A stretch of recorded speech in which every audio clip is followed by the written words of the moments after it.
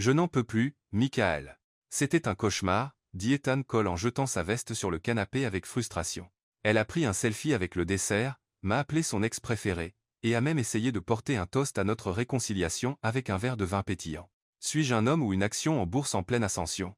Michael, son assistant personnel depuis 8 ans, observait calmement depuis la cuisine ouverte, comme quelqu'un qui en avait vu bien pire. Monsieur, ce n'était qu'un dîner. Un dîner, Michael? Elle a dit qu'il lui manquait, moi et l'hélicoptère. Dans la même phrase, les gens ne me voient plus, seulement le compte en banque. Ethan s'effondra dans un fauteuil, passant une main dans ses cheveux, visiblement frustré. Michael inspira profondément. Monsieur, est-il temps de faire une pause? Un voyage, être, de l'air frais. Ethan l'ignora, et puis, dans l'un de ses élans impulsifs de génie ou de folie, il eut une idée. Non, c'est fini. J'en ai marre des sourires faux, des intentions cachées. Il se tourna, les yeux brillants d'énergie. Tu sais quoi, je vais faire. J'ai peur de demander. Un test, une expérience, une étude comportementale. Michael plissa les yeux. Ça ne présageait jamais rien de bon. Monsieur, chaque fois que vous employez ce ton, soit quelqu'un finit par pleurer, soit ça fait la une des journaux. Cette fois, ce sera différent. Je vais donner une carte de crédit illimitée à 4 femmes de ma vie et je vais observer ce que chacune fait avec. Aucune instruction, aucune règle, juste la liberté. Et ensuite vous allez toutes les juger. N'est-ce pas un peu manipulateur? Je ne jugerai pas. J'observerai. Elles se révéleront d'elles-mêmes. Puis-je au moins demander qui sont les chanceuses? Lily, bien sûr.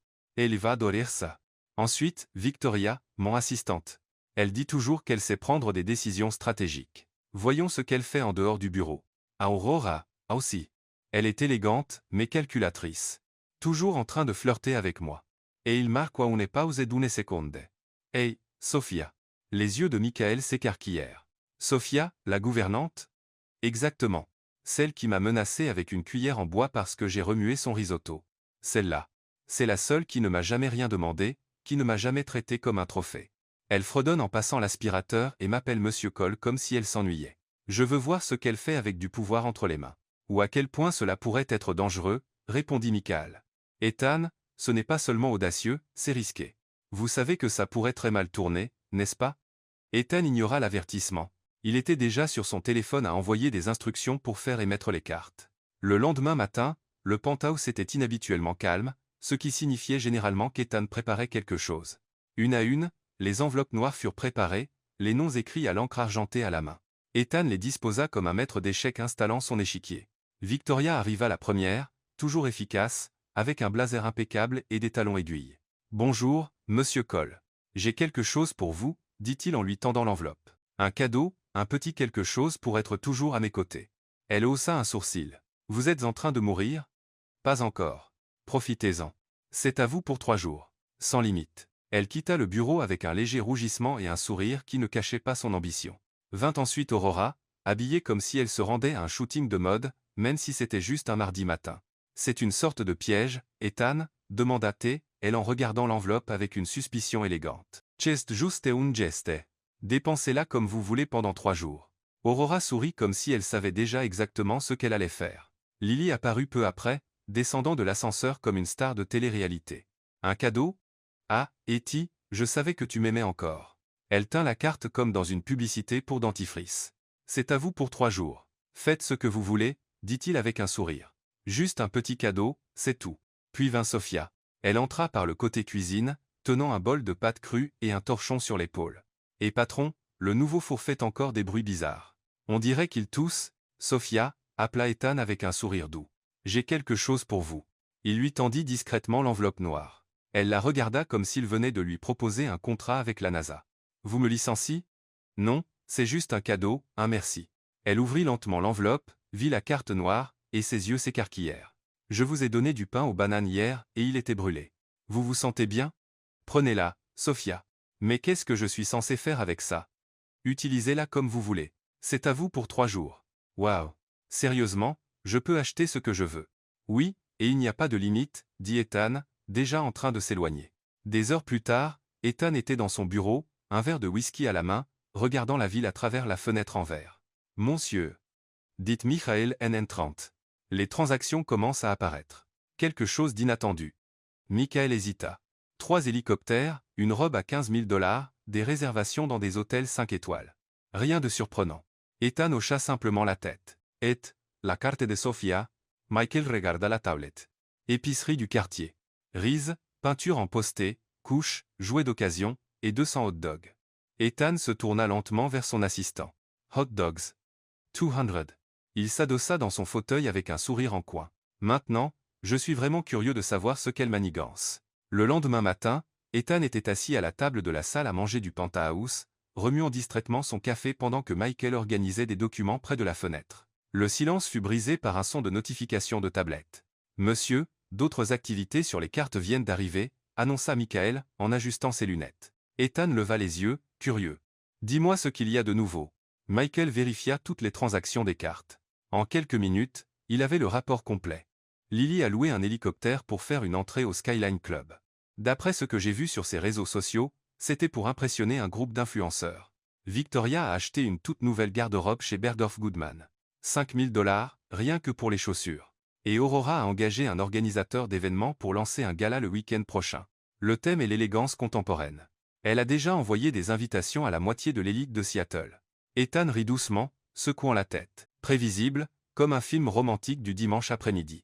Et Sofia, demanda Michael en faisant défiler la tablette. Eh bien, ces achats restent un mystère. Dis-moi, encore 200 ballons colorés, 30 livres de sucre, des fournitures pour art plastique, peinture, pinceau, et un van loué pour cet après-midi. Ethan fronça les sourcils. Un van pour transporter, Michael marqua une pause, lisant attentivement. Fourniture pour un événement caritatif. Événement caritatif, Sofia organise un événement caritatif, apparemment oui. Et monsieur, elle a aussi acheté un costume de clown. Ethan manqua de cracher son café. Un costume de clown, taille moyenne, nez rouge inclus. Ethan resta silencieux quelques secondes, assimilant l'information. Puis il se mit à rire. Michael, de toutes les choses que j'imaginais pouvoir sortir de cette expérience, Sofia en clown n'était définitivement pas sur la liste. Peut être qu'elle envisage un changement de carrière, monsieur.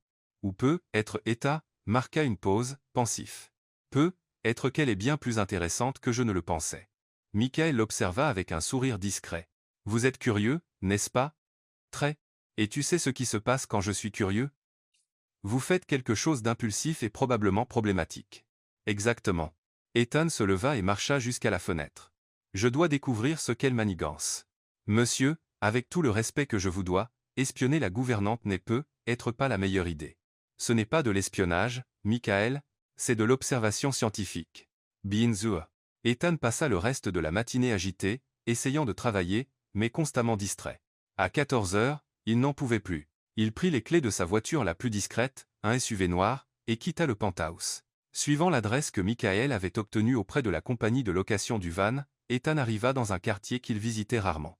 Les maisons étaient simples mais bien entretenues, et au loin, il vit un petit bâtiment avec une enseigne indiquant foyer Saint-François, refuge et soutien.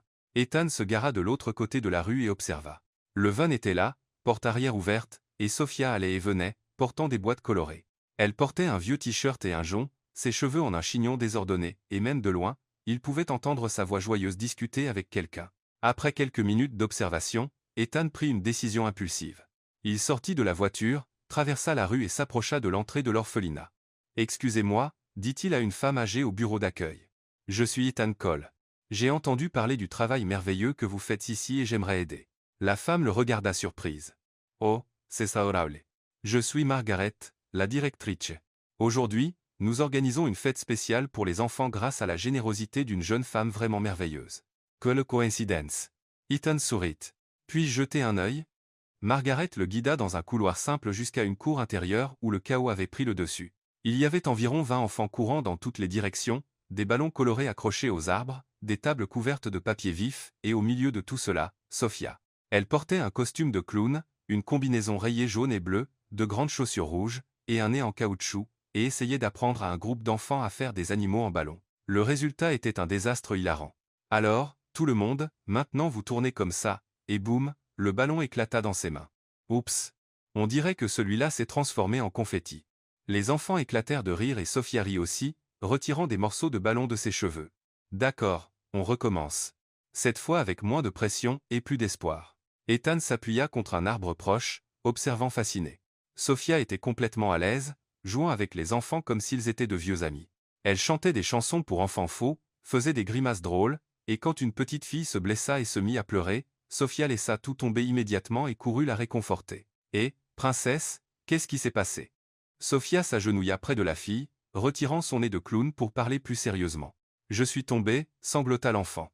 Laisse-moi voir. » Sophia examina doucement le genou écorché. « Tu sais ce que je pense que cette blessure a besoin d'un pansement magique. » Elle sortit un pansement coloré de son sac et le posa sur le genou de la fille. « Voilà, maintenant tu as des pouvoirs de guérison ultra rapides. » La fille arrêta de pleurer et sourit. « Vraiment? Vraiment? Mais ça ne marche que si tu fais 3 sauts. » La fille sauta joyeusement et Sophia applaudit comme si elle venait d'assister à un miracle. Ethan sentit quelque chose d'étrange dans sa poitrine, en regardant cette scène. Il y avait une authenticité chez Sophia qu'il voyait rarement dans son monde. « Vous devez être Monsieur Cole, » dit une voix derrière lui. Il se tourna et vit Lucie, l'une des aides, souriante. « Margaret m'a dit que vous vouliez aider.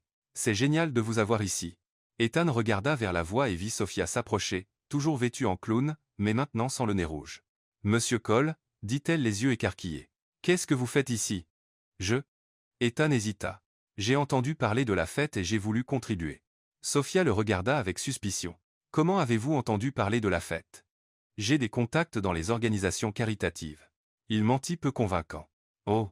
Sophia ne semblait pas entièrement convaincue, mais elle sourit. « Eh bien, puisque vous êtes là, vous pouvez m'aider. J'ai 200 hot dogs à servir et seulement 2 mains. » Binzer. Sophia le guida vers une table avec un grill improvisé et des piles de pain et de saucisses. « Savez-vous faire des hot dogs ?» demanda elle en lui tendant une spatule. « J'ai une maîtrise en commerce de Harvard. Je pense que je peux m'en sortir. »« Parfait, parce que j'ai un doctorat en brûler la nourriture, donc nous formons l'équipe parfaite. » Ethan rit, prenant la première saucisse. Dans les 5 premières minutes, il laissa tomber la moitié des saucisses par terre, mit du ketchup sur sa chemise hors de prix, et manqua de mettre le feu au pain. « Monsieur Cole, » dit Sophia, en regardant le désastre. « Avez-vous déjà envisagé une carrière dans la démolition? Très drôle. Laissez-moi prendre le relais. Vous pouvez distribuer les assiettes. » Pendant que Sophia prenait le contrôle du grill avec une compétence surprenante, Ethan distribua des hot dogs aux enfants. À chaque distribution, il entendait des histoires excitées, recevait des dessins au crayon, et était bombardé de questions sur son travail. « Êtes-vous vraiment riche ?» demanda un garçon d'environ 8 ans. « Un peu », répondit Ethan, pas tout à fait sûr de comment expliquer. « Cool.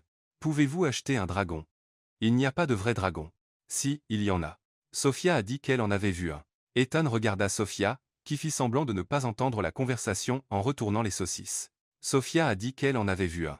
Elle raconte les meilleures histoires. À la fin de l'après-midi, quand les enfants étaient rassasiés et épuisés, Ethan aida Sophia à tout ranger. Ils travaillèrent dans un silence confortable, ramassant les ballons éclatés et rangeant les jouets. « Pourquoi faites-vous ça ?» demanda Ethan quand ils furent seuls dans la cour. « Faire quoi ?» Sophia arrêta de balayer et le regarda. « Tout ça? Passez votre temps libre ici en utilisant votre propre argent. »« Eh bien, mon argent maintenant, mais vous voyez l'idée. » Sophia haussa les épaules. « Parce que quelqu'un doit le faire, et parce que ces enfants méritent de sourire. Mais vous n'en tirez rien. »« Si, je le fais. » Elle sourit. « J'obtiens la meilleure partie de ma journée. » Ethan sentit à nouveau cette étrange pression dans sa poitrine. Il y avait quelque chose chez Sophia qui le touchait d'une manière qu'il ne comprenait pas pleinement. « Merci de m'avoir laissé aider aujourd'hui, » dit-il. « Merci de ne pas avoir brûlé tout l'endroit, » répondit-elle en riant. En marchant vers la sortie, Ethan réalisa que toute sa perspective sur Sophia avait complètement changé. Elle n'était plus seulement la gouvernante drôle qui chantait faux dans sa cuisine. Elle était quelqu'un avec un cœur plus grand que n'importe quelle fortune qu'il pourrait jamais avoir. Le lendemain, Ethan ne pouvait cesser de penser à Sophia. L'image d'elle réconfortant cette petite fille. La façon naturelle dont elle traitait les enfants. La manière dont elle transformait un après-midi ordinaire en quelque chose de magique. Tout cela résonnait dans son esprit pendant qu'il essayait de se concentrer sur des tableurs au bureau. « Michael, dit-il en posant son stylo. Quel genre de café Sophia aime-t-elle » Michael leva les yeux des documents, surpris. « Monsieur, le café, Sophia, quel est son préféré ?»« Eh bien, elle dit toujours que le café de la machine italienne est bien trop prétentieux et préfère le truc instantané, bon marché que nous gardons pour les invités occasionnels. » Ethan sourit. « Parfait. Annulez mes rendez-vous de l'après-midi. » 1 heure plus tard, Ethan trouva Sophia dans la cuisine du penthouse en train de récurer une poêle avec énergie tout en fredonnant une chanson country complètement faux. « Sophia, dit-il en s'approchant. Et si nous allions prendre un café quelque part dehors ?» Elle arrêta de récurer et le regarda comme s'il venait de lui proposer un voyage sur la Lune. « Un café nous ? Oui, je sais. Un endroit calme. Monsieur Cole, traversez-vous une sorte de crise de la quarantaine? Parce qu'hier vous êtes apparu à l'orphelinat de nulle part et aujourd'hui vous voulez prendre un café avec moi. Je commence à penser que vous vous êtes cogné la tête. Isan rit. Peut être que oui. Alors, vous êtes partante? Sophia baissa les yeux sur ses vêtements, un jean taché de produits ménagers et un t-shirt qui avait clairement connu des jours meilleurs. Kromcha. Je n'ai rien de chic dans le placard, mais c'est parfait tel quel. 20 minutes plus tard, ils étaient assis dans un petit café cosy en centre-ville. Ethan avait choisi l'endroit exprès, loin des restaurants chics où on le voyait habituellement, un lieu où il pouvait parler sans interruption. Sophia remuait du sucre dans son café avec un peu trop d'énergie, clairement nerveuse. Alors, dit-elle, en évitant ses yeux, c'est le fameux café des gens riches? Parce qu'il a exactement le goût de celui que Madame Martha sert à la boulangerie du coin. C'est exactement le même. Ethan sourit. C'est ce que je visais. Oh. Elle prit une gorgée et fit une grimace. Eh bien, au moins il n'est pas aussi prétentieux que cette machine italienne dans votre cuisine. Cette chose sonne comme si elle faisait une crise de nerfs. Ethan éclata de rire. Vous avez de fortes opinions sur ma machine à café. J'ai de fortes opinions sur beaucoup de choses. Margaret disait toujours que les opinions sont comme les nez. Tout le monde en a un, et la plupart des gens pensent que le leur est le meilleur. Margaret semblait saguer. Sophia se tut un moment, remuant son café plus calmement. Elle l'est. Elle est très spéciale. Ethan remarqua le changement de ton et décida de tenter sa chance. Hier à l'orphelinat, vous sembliez bien connaître l'endroit.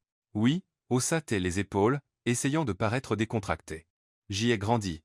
La simplicité de sa réponse prit Ethan au dépourvu. Il s'attendait à ce qu'elle esquive le sujet, hésite, peut-être l'évite complètement. Vous avez grandi à l'orphelinat? Du jour 1 à 18 ans, ma mère m'y a laissé quand j'étais bébé. Selon Margaret, elle était très jeune et n'avait pas les moyens de m'élever. Elle a laissé une note disant qu'elle m'aimait, mais qu'elle voulait que j'aie une meilleure chance dans la vie. Elle parlait comme si elle discutait de la météo, mais Ethan pouvait voir la douleur discrète derrière son sourire forcé. Sophia, ne me faites pas cette tête de chiot triste, l'interrompit-elle en riant. Ce n'était pas tout mauvais. Margaret est un ange. Les autres enfants sont devenus ma famille, et j'ai appris à cuisiner en aidant en cuisine dès l'âge de 8 ans. C'est là que j'ai découvert mon talent naturel pour brûler la nourriture. Mais ça a dû être dur parfois, admit-elle, baissant sa garde un instant. Surtout quand les autres enfants étaient adoptés et que je restais derrière. Après un moment, on comprend. Vous savez, peut-être que ce n'est pas pour vous. Peut-être que vous êtes celle qui reste pour veiller sur les autres. Ethan sentit une pression dans sa poitrine. Il y avait tant de force chez cette femme, tant de résilience cachée derrière son humour. Et à 18 ans on part. C'est la règle? J'ai eu un travail dans une boutique de sandwich, partagé un minuscule appartement avec 2 colocataires, et rendu visite aux enfants dès que je pouvais jusqu'à ce que je trouve l'annonce pour le poste chez vous. Et eh bien, vous connaissez la suite. Votre café est terrible. Votre machine à café pense qu'elle est meilleure que tout le monde. Mais vous payez bien. Et vous ne vous plaignez pas quand je chante dans l'aspirateur. Vous chantez très faux, dit Ethan, essayant d'alléger l'ambiance. Je sais. Sophia rit de bon cœur. C'est un talent. Tout le monde ne peut pas faire sonner une belle chanson comme des ongles sur un tableau noir. Ils continuèrent à parler pendant encore une heure de choses aléatoires et triviales. Mais Ethan avait l'impression de vraiment connaître Sophia pour la première fois. Elle était drôle, intelligente, forte, et par-dessus tout, authentique d'une manière qu'il avait oublié qu'elle existait même. Quand ils revinrent au penthouse, l'esprit d'Ethan était rempli de nouvelles pensées. Sophia disparut dans la cuisine, retournant à son monde de casseroles et de champfaux. Mais quelque chose avait changé dans la façon dont il la voyait. Monsieur Cole, dit Michael en apparaissant avec un air inquiet. Il y a eu des appels pendant votre absence. Quelque chose d'important. Lily a appelé 3 fois. Apparemment, elle a entendu parler de l'événement caritatif et veut s'impliquer. Elle a utilisé les mots « impossible de rater une opportunité médiatique ». Ethan fronça les sourcils. Comment l'a-t-elle découvert? Victoria a aussi appelé. Apparemment, les deux ont déjeuné ensemble et ont commencé à comploter. Je veux dire, à planifier des façons de soutenir votre nouvelle initiative philanthropique. Elles ne savent même pas en quoi consiste l'initiative. Non, mais Lily a déjà posté une photo sur Instagram avec la légende, me préparant avec des surprises spéciales pour une cause très proche de mon cœur. Ça, à Funesta 0000. Ethan soupira. Et Aurora. Elle a appelé en proposant ses services d'organisatrice d'événements, disant qu'une cause aussi noble mérite une présentation à la hauteur. En d'autres termes, elles ont flairé une opportunité et veulent en profiter. Exactement, monsieur. Ethan regarda vers la cuisine où il pouvait entendre Sophia fredonner une mélodie en préparant le dîner. La différence était frappante. Pendant que Sophia avait utilisé la carte discrètement sans étalage, sans selfie, juste pour faire sourire des enfants, les 3 autres calculaient déjà comment transformer toute implication en gain personnel. Michael, annulez tous les rendez-vous qu'elles veulent fixer pour l'instant. Monsieur, je dois réfléchir et je dois comprendre qui vaut vraiment la peine d'être près de moi. Michael hocha la tête, comprenant. Et l'expérience de la carte de crédit, comment évalueriez-vous les résultats jusqu'à présent? Ethan resta silencieux un moment, écoutant la voix faux de Sophia résonner dans le penthouse. Ça a été plus révélateur que je ne l'attendais, Michael. Bien plus. Cette nuit-là, en dînant seul dans la grande salle à manger, Ethan réfléchit à comment juste 3 jours avaient changé sa perspective sur les gens autour de lui. Lily, Victoria et Aurora avaient réagi exactement comme il s'y attendait, voyant une opportunité là où elles auraient dû voir une responsabilité. Mais Sophia l'avait complètement surpris. Et maintenant, en connaissant son histoire, il admirait encore plus la femme qui transformait sa maison en foyer avec sa présence authentique et sans prétention. La question qui le tourmentait maintenant n'était pas sur le caractère de ceux qui l'entouraient. C'était sur ce qu'il ferait de ses découvertes. Ethan passa le vendredi matin à faire les 100 pas dans le penthouse comme un lion en cage. Le moment était venu d'affronter les résultats de son expérience, et pour une raison quelconque, cela le rendait plus nerveux que n'importe quelle réunion d'affaires à laquelle il avait assisté. « Michael » dit-il en ajustant sa cravate pour la 5e fois. « Confirmes. Elles seront toutes là à 14 heures. »« Confirmé, monsieur. » Lily arrivera en hélicoptère comme d'habitude. Victoria réorganise son emploi du temps pour être là à l'heure. Aurora, eh bien, elle a dit qu'elle serait en retard de façon fashion, quoi que cela veuille dire. Et Sophia. Sophia a dit, et je cite, « Si c'est à propos d'argent, est-ce que je peux faire des sandwichs pour tout le monde parce que ces discussions me donnent faim ?» Ethan rit pour la première fois de la journée. Elle sait qu'elle devra rendre la carte. En fait, monsieur, elle a essayé de la rendre hier. Elle a dit que 3 jours de pouvoir d'achat illimité étaient plus que suffisants pour une vie entière. À exactement 14 heures, le salon du penthouse ressemblait à une scène de film à suspense. Lily était arrivée 15 minutes en avance, portant une robe qui coûtait plus que ce que la plupart des gens gagnent en un an. Se tenant stratégiquement près de la fenêtre où la lumière la frappait parfaitement. Victoria était assise avec une posture parfaite, tablette à la main, prête à prendre des notes comme si c'était une réunion de conseil. Aurora apparut exactement 10 minutes, en retard comme promis, portant des lunettes de soleil même à l'intérieur. Sophia fut la dernière à apparaître, sortant de la cuisine avec les mains encore humides d'avoir lavé la vaisselle, les séchant sur son tablier. « Désolé d'être en retard, les amis. Je finissais de nettoyer le four. » Cette chose ressemblait à un champ de bataille. Ethan absorba le contraste frappant entre les 4 femmes. Pendant que 3 d'entre elles semblaient prêtes pour une séance photo, Sophia ressemblait à quelqu'un qui sortait d'un combat avec des appareils rebelles. « Eh bien, » commença Ethan en se tenant au centre de la pièce. « D'abord, merci à toutes d'être là. Il y a 3 jours, je vous ai donné à chacune une carte de crédit comme cadeau pour l'utiliser comme vous le souhaitiez. Mais la vérité est que ce n'était pas un cadeau. C'était une expérience. » Lily, Aurora et Victoria échangèrent des regards choqués à la révélation d'Ethan. « Et c'était une expérience incroyable, Etty. » Lily l'interrompit, affichant un sourire éclatant. « Ça m'a vraiment fait réfléchir aux possibilités infinies de la vie. » Victoria hocha la tête de façon professionnelle. C'était une opportunité unique d'explorer des investissements personnels stratégiques. Aurora hocha simplement la tête avec grâce comme si elle approuvait quelque chose de profondément philosophique. Sophia, en revanche, regardait les 3 autres comme si elle parlait une autre langue. « Expérience » marmonna-t-elle. « Je pensais que c'était juste un cadeau de remerciement et que c'était pour acheter des trucs. » Sophia, dit Ethan en souriant. « Pourquoi ne pas commencer et nous dire comment vous avez utilisé la carte ?» Elle rougit légèrement. « Oh, Rindegrant. J'ai acheté quelque chose pour les enfants de l'orphelinat. Nourriture, jouets, fournitures pour des activités. Vous savez, des choses normales. » « Normales ?» Lily haussa un sourcil parfaitement épilé. « Chérie, normal serait une journée au spa ou une virée shopping à Beverly Hills. Ou un cours de développement professionnel, ajouta Victoria. Quelque chose qui ajoute de la valeur à votre CV. » Sophia les regarda sincèrement perplexe. « Pourquoi aurais-je besoin d'une journée au spa? Je me douche tous les jours et ma peau va bien. Et quel genre de cours enseigne à faire sourire les enfants? Parce que c'est ce que l'argent a payé, des sourires. » Aurora rit légèrement avec condescendance. « Tsest mignon, Sophia. Mais il y a des façons plus raffinées de faire un impact social. »« Comme quoi ?»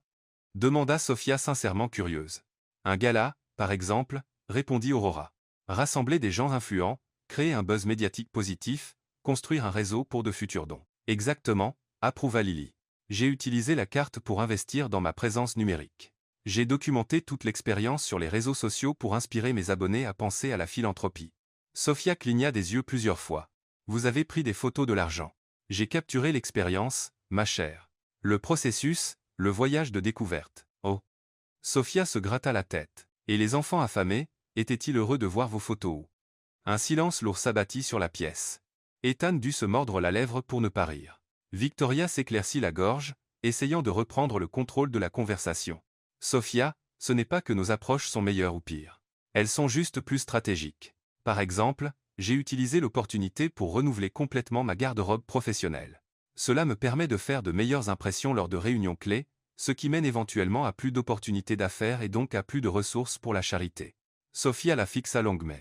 Donc, vous avez acheté des vêtements pour gagner plus d'argent à donner à la charité plus tard. Exactement. Mais en attendant, les enfants ont encore faim aujourd'hui. Pourquoi? Victoria trébucha. C'est une vision à long terme. Yevois. Sophia hocha lentement la tête. Un peu comme quand je décide de faire la vaisselle demain pour regarder la télé aujourd'hui. La seule différence est que personne n'a faim en attendant que je lave la vaisselle. Ethan dut se tourner vers la fenêtre pour cacher son rire. Lily, sentant que la conversation ne tournait pas en sa faveur, essaya de changer de ton. Sophia, ma chérie, ce que vous avez fait est admirable, bien sûr. Mais soyons honnêtes ici, dit-elle avec une pause dramatique. Ne pensez-vous pas qu'il y a une petite chance que vous ayez choisi d'aider l'orphelinat parce que vous saviez qu'Ethan serait impressionné? La pièce devint silencieuse. Sophia sembla sincèrement confuse. Impressionnée par quoi? Par votre gentillesse, votre générosité, dit Lily avec un sourire doux, bien que ses yeux soient aiguisés. C'est en fait une stratégie très intelligente. Stratégie, Sophia répéta le mot comme s'il était en chinois. Victoria se pencha en avant, suivant le lead de Lily. Ce que Lily dit, c'est qu'il serait naturel pour quelqu'un dans votre position de vouloir faire bonne impression sur le patron par des gestes généreux. Sophia passa d'une femme à l'autre, puis à Aurora, qui observait l'échange comme une étude de cas en sociologie, et enfin à Ethan. Laissez-moi comprendre, dit-elle lentement. Vous pensez que j'ai aidé ces enfants pour impressionner Monsieur Cole? Nous ne vous accusons pas, dit rapidement Lily, juste souligner que ce serait une motivation compréhensible. Sophia se tut un moment, réfléchissant. Puis, à la surprise de tous, elle se mit à rire. Sérieusement, dit Sophia, encore en riant. Vous pensez vraiment que j'ai élaboré un plan maître pour impressionner le patron en aidant des orphelins? Ce n'est pas impossible, marmonna Victoria. Victoria, ma chérie, répondit Sophia avec une patience exagérée. Si je voulais impressionner Monsieur Cole, j'aurais acheté des ingrédients pour faire un gâteau décent. Parce que jusqu'à présent, tout ce que j'ai réussi à faire est brûler des cookies et faire un risotto collant. Croyez-moi, la charité n'était pas exactement sur ma liste comment impressionner le patron. Ethan resta silencieux, sentant un mélange étrange de colère et d'admiration. Colère contre la façon dont Lily et Victoria s'attaquaient à Sophia, admiration pour la manière naturelle dont elle tenait tête. D'ailleurs, continua Sophia, j'aide ces enfants depuis 2 ans, bien avant de commencer à travailler ici. Donc, à moins que j'aie des pouvoirs psychiques, et que j'ai su que mon futur patron ferait un jour une expérience folle avec une carte de crédit, je pense qu'on peut abandonner la théorie du complot. Auroran leo enfinces lunetes de soleil. 2 ans? Vous aidez l'orphelinat depuis 2 ans, tous les vendredis. Parfois les samedis aussi, quand ils ont besoin d'aide supplémentaire. Sophia haussa les épaules. Margaret a toujours besoin d'une paire de mains en plus, et j'aime les enfants. Ils sont drôles et honnêtes, très différents de certaines personnes que je connais. Cette dernière phrase vint avec un regard pointu vers Lily et Victoria. Ethan sentit une pression dans sa poitrine. Tout ce temps pendant que Sophia travaillait pour lui, elle avait maintenu cet engagement discret envers l'orphelinat.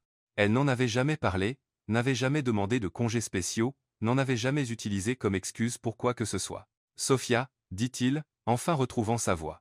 Pourquoi ne m'avez-vous jamais parlé de l'orphelinat? Elle sembla surprise. Pourquoi l'aurais-je fait?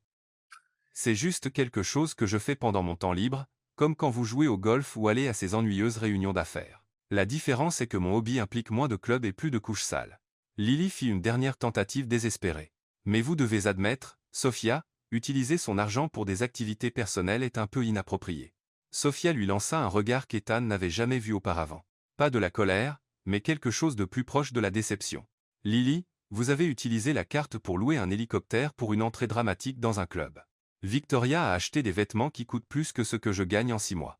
Aurora a engagé un organisateur pour une fête qui n'a même pas encore eu lieu. Et vous pensez toutes que c'est inapproprié que j'ai acheté de la nourriture pour des enfants affamés. Le silence qui suivit fut assourdissant. Vous savez ce que je pense? Dit Sophia en se levant. Je pense que vous êtes énervé parce que vous n'y avez pas pensé en premier. Au fond, vous savez que vous avez dépensé l'argent pour des choses qui ne profitent qu'à vous-même. Et maintenant vous essayez de faire passer ça pour que j'ai fait quelque chose de mal. Elle se tourna vers Ethan. Monsieur Cole, merci pour la carte. C'était généreux de votre part. Mais la prochaine fois que vous voulez tester le caractère de quelqu'un, choisissez plus soigneusement parce que clairement certaines personnes ici sont de meilleures actrices que je ne le pensais. Et sur ce, Sophia sortit de la pièce, laissant derrière elle un silence gênant et 4 personnes avec des expressions très différentes. Ethan regarda Lily, Victoria et Aurora, les voyant sous une lumière complètement différente. Cette conversation avait révélé bien plus qu'il ne l'avait attendu. Pas seulement comment chacune avait dépensé l'argent, mais qui elles étaient vraiment. Face à une honnêteté authentique, tout doute qu'il avait eu sur les motifs de Sophia avait disparu. En fait, maintenant il était certain d'avoir trouvé la seule personne vraiment désintéressée dans tout son cercle social, et cela l'effrayait, autant que cela l'impressionnait.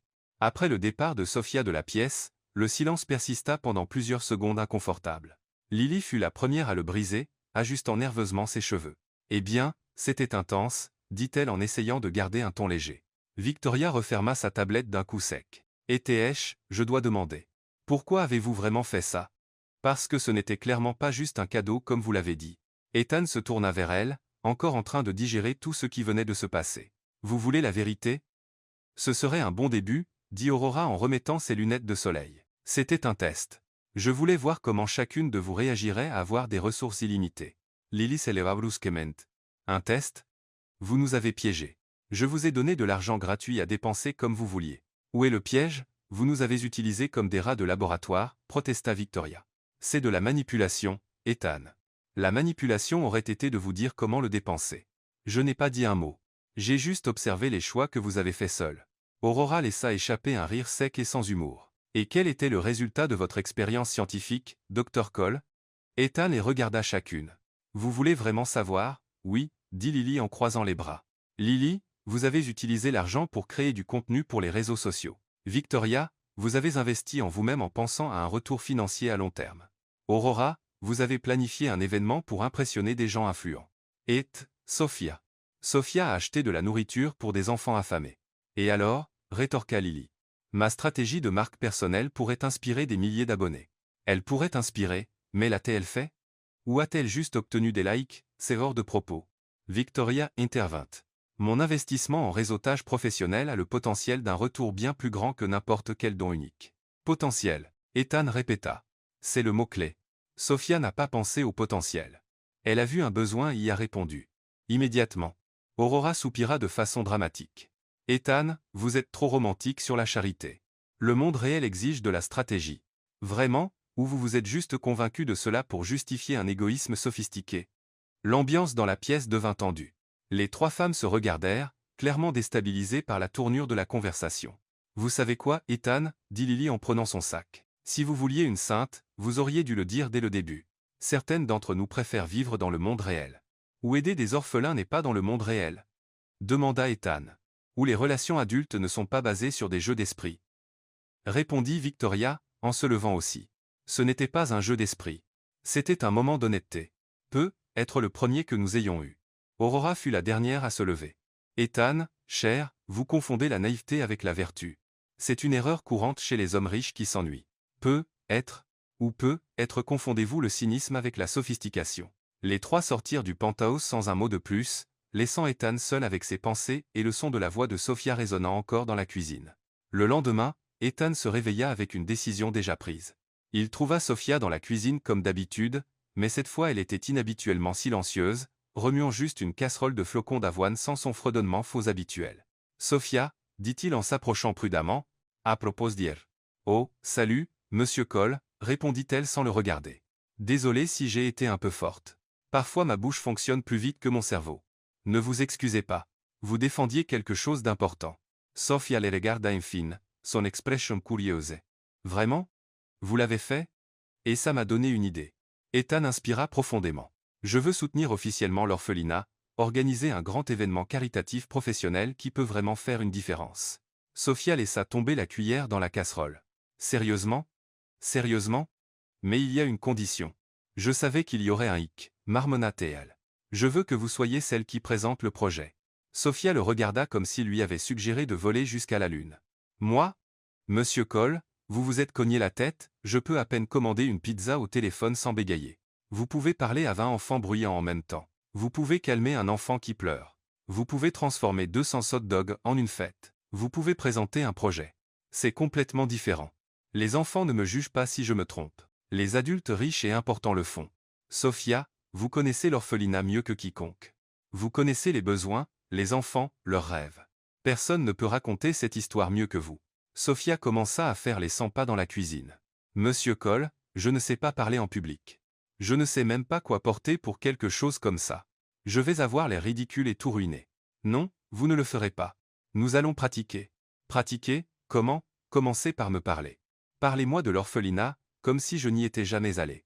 Sophia le regarda avec suspicion. Maintenant? Maintenant. Mais je fais des flocons d'avoine et je porte un tablier avec un ours en peluche. Pas exactement la configuration idéale pour un discours important. Parfait. Si vous pouvez me convaincre en tablier d'ours en peluche, imaginez en robe de soirée. Sophia soupira et se tint devant lui, tenant encore la cuillère en bois. D'accord. Elle s'éclaircit la gorge. Le foyer Saint-François et c'est un endroit où, elle s'arrêta. C'est striditsule. Continuez. Le foyer Saint-François est un endroit où les enfants qui n'ont pas de famille trouvent. Elle agita tant les mains qu'elle éclaboussa des flocons d'avoine sur le mur. Oh mon Dieu! Regardez ce que j'ai fait. Ethan rit. Sophia, respirette. Oubliez que c'est un discours. Parlez-moi juste des enfants. Elle inspira profondément et essaya à nouveau. Les enfants à l'orphelinat, ils sont spéciaux. Chacun a une histoire, une personnalité unique. Il y a Tommy, qui dessine des super-héros sur chaque morceau de papier qu'il trouve. Sarah, qui chante sous la douche et pense que personne ne l'entend, et le petit Michael, qui collectionne des cailloux parce que chacun a un visage différent. Pendant que Sophia parlait des enfants, elle changea. Sa voix devint plus forte, ses gestes plus naturels. Ethan pouvait sentir la passion authentique dans chaque mot. Ils n'ont pas besoin de pitié, continua-t-elle. Ils ont besoin de chance. Quelqu'un qui croit qu'ils peuvent être ce qu'ils veulent. Margaret fait ça tous les jours, mais elle n'est qu'une personne, et il y a toujours plus d'enfants qui arrivent, plus de rêves à nourrir. Parfait, dit Ethan quand elle eut fini. C'était exactement ça. Vraiment? Mais je n'ai même pas parlé de chiffres, de budget, ou de stratégie. Vous avez parlé de ce qui compte vraiment, des gens. C'est ce qui touche les cœurs et ouvre les portefeuilles. Pendant les 2 semaines suivantes, Sophia pratiqua son discours religieusement. Ethan la trouvait dans la cuisine, chaque matin en train de gesticuler vers les casseroles et poêles, comme si elles étaient son public. Une fois elle était si concentrée qu'elle ne le remarqua pas entrer et continua sa présentation au mixeur. Et c'est pourquoi nous avons besoin de votre soutien, dit-elle à l'appareil. Ensemble nous pouvons changer des vies. Et elle repéra Ethan qui l'observait. Depuis combien de temps êtes-vous là? Depuis la partie où vous avez appelé le mixeur public distingué. Oh non, comme c'est embarrassant. Sophia couvrit son visage de ses mains. Je pratique tellement. Je commence à voir des gens là où il n'y en a pas. Vous faites du super boulot. Votre passion est contagieuse. Ma passion m'y rend folle. Hier soir j'ai rêvé que je présentais à une salle pleine de fourchettes et de couteaux. Ethan rit aux éclats. Comment ça s'est passé? Les fourchettes ont applaudi, mais les couteaux étaient divisés, dit-elle, puis rit de sa propre blague. Vous comprenez? Divisés comme quand on coupe quelque chose. Yet some prince, dit Ethan, encore en riant. Voyez, même vos nerfs sont drôles. Au fil des jours, Ethan réalisa que ses moments préférés étaient ceux qu'il passait à aider Sophia à se préparer. Il y avait quelque chose de réconfortant dans la façon dont elle transformait ses peurs en blagues, dans comment ses insécurités la rendaient plus humaine, pas moins. Un après-midi, en repassant le discours pour la 10e fois, Sophia trébucha sur un mot et dit « La philanthropie a de la philanthropie. » Philanthropie, répéta Ethan en haussant un sourcil. Oui, peut être que c'est de la philanthropie pour les gens qui aiment chasser. Sophia gesticula, puis s'effondra dans la chaise. Monsieur Cole, je ne suis pas faite pour ça. Je vais me ridiculiser devant tous ces gens importants. Ethan s'assit à côté d'elle. Sophia, savez-vous ce qui vous distingue de tous ces gens importants? Ils savent prononcer philanthropie. Ils savent prétendre se soucier. Vous vous souciez vraiment et ça vaut plus que tous les mots parfaitement prononcés du monde. Sophia le regarda dans les yeux et pendant un moment la cuisine devint silencieuse. Il y avait quelque chose de différent dans l'air. Une tension qui n'avait rien à voir avec l'anxiété du discours. Monsieur Cole, dit-elle doucement. Pourquoi est-ce si important pour vous? Parce que, Ethan hésita. Parce que vous m'avez rappelé qu'il y a des choses plus importantes que l'argent. Et parce que je veux que le monde voie ce que je vois quand je vous regarde. Sophia rougit et détourna le regard. Que voyez-vous quand vous me regardez? Ethan sentit son cœur s'accélérer. Cette question portait tant de possibilités, tant de chemins dont il n'était pas sûr de devoir les prendre. Je vois quelqu'un qui rend le monde meilleur juste en y étant, dit-il. Honnêtement, le silence qui suivit fut différent de tous les précédents. Il était plein de sens, de sentiments non dits, d'une connexion qui grandissait plus forte avec chaque jour de pratique, chaque rire partagé, chaque moment où 2 mondes très différents se rencontraient dans cette cuisine pleine de casseroles et de rêves. 2 semaines plus tard, le jour de l'événement arriva comme une tempête longtemps attendue. La grande salle de bal du centre de convention de Seattle avait été transformée en quelque chose tout droit sorti d'un film. Lumière douce, arrangements floraux élégants, et une atmosphère qui criait richesse et influence. Ethan observa les préparations finales avec un mélange de fierté et de nerfs. « Monsieur », dit Michael, en apparaissant à ses côtés avec une tablette. « Nous avons 250 invités confirmés, dont 15 PDG de grandes entreprises et au moins 10 journalistes locaux. » « Et Sophia ?» demanda Ethan en ajustant sa cravate pour la 3e fois. « Elle est dans la loge improvisée en train de pratiquer son discours devant le miroir. Je l'ai entendue appeler son reflet le public le plus honnête qu'elle ait jamais eu. » Ethan sourit, mais il ne pouvait cacher son inquiétude. Au cours des 2 dernières semaines, il avait vu Sophia passer d'une gouvernante nerveuse à une avocate passionnée pour l'orphelinat. Mais des événements comme celui-ci étaient un territoire inconnu pour elle. « Michael, sommes-nous sûrs que c'est une bonne idée ? » « Monsieur, si je puis parler franchement, Mademoiselle Sophia a quelque chose que la plupart de ces gens n'ont pas. La sincérité, et ça vaut plus que tous les cours d'art oratoire du monde. » Dans la loge, Sophia vivait sa propre petite crise. Elle portait une robe noire simple mais élégante qu'Ethan avait insisté pour lui acheter, et pour la première fois depuis des années, elle se sentait complètement déplacée. « Ok, Sophia, marmonna-t-elle au miroir, vous avez ça. Ce ne sont que des gens. Des gens très riches et importants qui pourraient ruiner votre vie avec un mot de travers, mais quand même juste des gens. » Elle inspira profondément et commença à répéter. « Bonsoir, mesdames et messieurs. Je m'appelle Sophia, et, » elle s'arrêta. « Je m'appelle Sophia et je travaille pour Monsieur Cole. » Non, ça sonne comme si j'étais juste la gouvernante. « Je m'appelle Sophia, et je suis ici pour parler d'eux. » Elle agita tant la main qu'elle renversa un verre d'eau. « Parfait. Je n'ai même pas commencé et je renverse déjà des choses. » Un léger coup à la porte l'interrompit. « Sophia. » La voix d'Ethan vint de l'autre côté. « Puis-je entrer ? » « Bien sûr, mais préparez-vous à assister à un désastre en direct. » Ethan entra et trouva Sophia en train d'essayer d'éponger l'eau renversée avec du papier toilette. « Comment vous sentez-vous ? » « Comme si j'avais avalé un essaim d'abeilles. » « Des enragés. »« C'est normal d'être nerveuse, Monsieur Cole. Nerveuse c'est quand on oublie où on a laissé ses clés. Ceci est une panique totale. Je vais sortir là-bas, ouvrir la bouche, et au lieu de mots intelligents, un bruit bizarre en sortira que je ne reconnaîtrai même pas. » Ethan s'approcha. « Sophia, regardez-moi. » Elle le fit, et il put voir la vraie peur dans ses yeux. « Vous ne faites pas ça pour eux, dit-il. Vous le faites pour les enfants. Pensez à Tommy et ses dessins de super-héros. Sarah qui chante sous la douche, Michael et ses petits cailloux spéciaux. » Sophia inspira profondément. « Vous avez raison. Il mérite que j'essaie au moins de ne pas avoir l'air d'une idiote. Vous n'aurez pas l'air d'une idiote, et si vous le faites, je serai là pour aider. » 20 minutes plus tard, l'événement battait son plein. La salle de bal était bondée de l'élite de Seattle, tous élégamment vêtus et parlant à voix basse et raffinée. Ethan se déplaçait parmi les invités, mais ses yeux revenaient sans cesse à Sophia, qui se tenait près de la scène, essayant clairement de ne pas hyperventiler. « ETH » appela une voix familière derrière lui. Il se tourna, et vit Lily s'approcher, époustouflante dans une robe rouge qui coûtait probablement plus que ce que Sophia gagnait en un an. « Lily, je ne m'attendais pas à vous voir ici. Oh, vous ne pensiez pas vraiment que je raterais un événement aussi important, n'est-ce pas ?» Elle sourit, mais il y avait quelque chose d'aiguisé dans ses yeux, surtout après avoir entendu que votre gouvernante serait la star de la soirée. « Sophia n'est pas juste ma gouvernante, » dit Ethan un peu plus fermement qu'il ne le voulait. « Bien sûr que non, » approuva Lily avec une douceur sucrée. « J'ai entendu que vous avez passé pas mal de temps ensemble dernièrement. Comme c'est romantique. » Avant qu'Ethan ne puisse répondre, Victoria apparut aux côtés de Lily comme si elles avaient coordonné leur arrivée. « Ethan, quel bel événement, » dit-elle en balayant la pièce du regard avec des yeux calculateurs. « Ça a dû coûter une fortune. J'espère que la couverture médiatique positive vaudra l'investissement. » « Il ne s'agit pas de retour médiatique, Victoria.